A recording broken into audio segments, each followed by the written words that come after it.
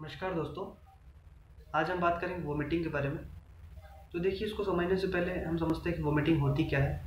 तो देखिए, वोमिटिंग जो होता है फोर्सफुल कॉन्ट्रैक्शन है स्टमक का, जिससे जो स्टमक का कंटेंट है वो फूड पाइप के ज़रिए, माउथ के ज़रिए बाहर निकल जाता है। तो ये एक बेसिकली फोर्स है जो स्टमक में लगता है। स्टमक की मसल्स कॉन्ट्रैक्ट होती है और फोर्सफुल एक्सपेल करती है स्टमक के कंटेंट को। तो इसके कॉजेज़ देखिए बहुत सारे हो सकते हैं। जैसे मेजर कुछ कॉजेज़ हैं जो अल्कोहल अब्यूज़ में देखने मिलता है, प्रेगनेंसी में होता है, मोशन सिकनेस में होता है और फूड पॉइजनिंग में होता है। तो ये कुछ बेसिक से कारण है वोमिटिंग के। तो चलिए एक एक करके समझते हैं इसको। तो देखिए, जो वोमिटिंग है उसमें सबसे पहला कॉज है कि इन्फेक्शन, यानी स्टमक फ्लू की वजह से हो सकता है। तो ये तब होता है जब आप कंटामिनेटेड फूड एंड वाटर खाते हैं, कोई ऐसा फूड, गंदा फूड जिसमें बैक्टीरिया वायरस लगे हों, कुछ अलग अलग फंगस लगे हों। तो जब कोई भी आप ऐसा खाते हो तो उसकी कॉलोनीज बन जाती है स्टमक में आपके, और वो इरिटेट करती है स्टमक के कंटेंट को, इसकी वजह से आपको वोमिटिंग होती है। दूसरा आता है कि फूड पॉइजनिंग, इसी में हो गया। दूसरा आता है मोशन सिकनेस। तो जब कोई भी आप ट्रैवल कर रहे हो, ट्रैवल के दौरान जो आपको दिक्कतें आती हैं उसको कहते हैं मोशन सिकनेस। तो उसमें वोमिटिंग आना जायज़ है। वो कभी कभी होता है क्योंकि बॉडी जो होती है रीएडजस्ट नहीं कर पाती है अलग अलग इन्वायरमेंट में। उसमें क्योंकि बॉडी का कंटिन्यूस मूवमेंट होता रहता है इधर से उधर, तो उसमें वोमिटिंग आने के चांसेस बहुत ज़्यादा हैं। थर्ड जो हमारा चीज़ है वो क्या है कि प्रेगनेंसी के वक्त भी हमको वोमिटिंग होती है। उसके बाद आता है इंटेस्टाइनल ब्लॉकेज। तो जब कोई भी इंटेस्टाइन ब्लॉक हो जाता है तो क्योंकि अब कंटेंट जो है नीचे जा नहीं सकता तो ऊपर ही जाएगा, तो इरिटेट होगा तो ऊपर जाएगा और इसोफेगस स्पिंचर खुलेगा और ऊपर की तरफ एक फोर्स आएगा जिसकी वजह से वोमिटिंग होगी। उसके बाद अल्कोहल अब्यूज़ और ओवर ईटिंग। तो जब आप ओवर ईटिंग करोगे, बहुत ज़्यादा खाना खाओगे, तो जाहिर सी बात है कि पेट में जगह तो है नहीं, तो एसिडिक रिफ्लक्स होगा और फूड बाहर की तरफ जाएगा। और आपने खट्टी ढकार के बारे में सुना होगा, कभी भी खट्टी खट्टी ढकार आती है, तो वो इसीलिए आती है कि आपको खाना डाइजेस्ट नहीं हुआ है और आपका ओवर ईटिंग हो गया। तो जब कोई भी एसिडिक एसिड मुंह में आता है स्टमक से, तो वो क्या रिप्रेजेंट, ये रिप्रेजेंट कर रहा है कि आपका खाना डाइजेस्ट नहीं हुआ है। तो इसके लिए आप क्या कर सकते हो।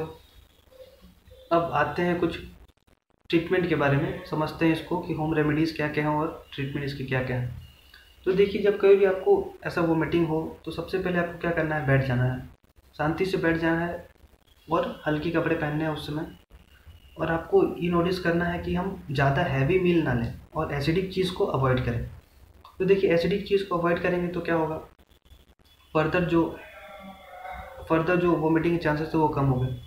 अब हमको लाइट मील लेना है, हल्का हल्का, जैसे ब्रेड ले सकते हैं, कुछ कोल्ड ड्रिंक्स ले सकते हैं। शुगर वाले चीज़ को हमको इन्वॉल्व करना है, बहुत ज़्यादा मीठा चीज़ को इन्वॉल्व करना है उसमें। जिंजर एक बहुत ही फ़ायदेमंद उस समय चीज़ होता है। अदरक का आप उपयोग कर सकते हैं। उसके बाद आप क्या कर सकते हैं, हैवी मील लेना, आपको आइस तक करना है, आइस वाला चीज़ लेना है। ORS सोल्यूशन पीना है, ओरल रिहाइड्रेशन सोल्यूशन। ये एक सोल्यूशन होता है जिसको पानी में मिला के पीते हैं। ये बेसिकली उसलिए होता है क्योंकि वोमिटिंग में बहुत ज़्यादा वाटर लॉस हो जाता है, तो हमको उस वाटर को रिकवर करना है, इसलिए हम ORS पीते हैं। उसको सिप बाय सिप पीना है आपको। इसके बाद अगर आपको वोमिटिंग के बाद अगर आपको कोई दिक्कतें आ रही हैं, जैसे इमीडिएट कोई दिक्कत है, जैसे चेस्ट पेन हो रहा है, हेडेक हो रहा है, या फिर सिर में दर्द हो रहा है, और अलग अलग तरह की कंडीशन, जैसे ब्लड विज़न है, धुंधलापन दिख रहा है आँख में, या फिर डबल विज़न है, या फिर वीकनेस आ रही है, तो ये सब अगर कंडीशन हो रही है तो आपको इमीडिएट डॉक्टर को दिखाना है, उनसे कंसल्ट करना है, समझना है क्यों हो रहा है, क्या हो रहा है, ऐसा ये सब। अब इसके बाद आता है कि क्या क्या प्रिकॉशंस ले सकते हैं।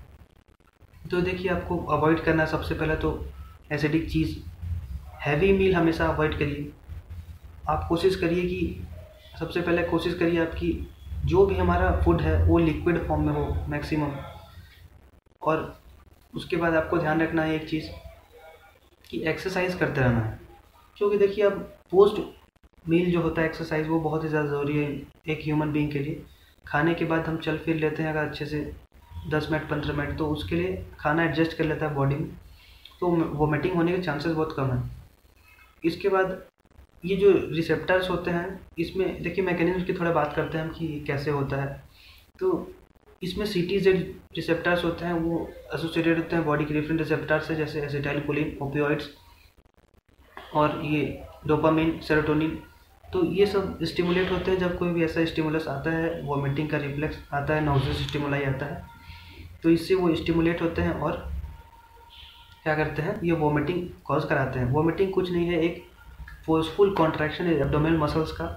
जब एब्डोमेन की मसल, पेट की मसल जब बहुत ज़्यादा कॉन्ट्रैक्ट करती है ऐसा, तो अब कॉन्ट्रैक्ट करेगी तो ऊपर की तरफ इसोफेगल स्पिंचर खुलता है, ऊपर की तरफ एसिड और जो स्टमक कंटेंट है खूब तेज से ऊपर की तरफ जाता है। तो ऊपर कहाँ जाएगा, ऊपर फिर यहाँ से इस वो एपिग्लॉटिस खुलेगा, एपिग्लॉटिस से माउथ में, माउथ से नोज, जहाँ से निकलेगा, जहाँ से मौका मिलेगा वहाँ से वो निकलेगा, चाहे माउथ से चाहे नोज से, दो ही एंट्री है, दो ही एग्जिट है, तो दो तरीके से वो निकल जाता है पूरा कंटेंट।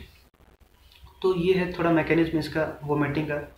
उसके बाद ट्रीटमेंट इसका कुछ नहीं है, वोमिटिंग एक सिम्टम है किसी डिजीज़ का, वोमिटिंग कोई खुद में डिजीज़ नहीं है। वोमिटिंग और नोजिया एक सिम्टम है किसी डिजीज़ का, जैसे appendicitis, stomach flu, intestinal blocked और pregnancy, over drug abuse, motion sickness. तो ये अलग अलग जैसे अब बीमारियां हैं, इसमें ब्रेन, अब कुछ ब्रेन के जो कंडीशंस हो सकती है उसमें भी ऐसा वोमिटिंग आने के चांसेस हैं।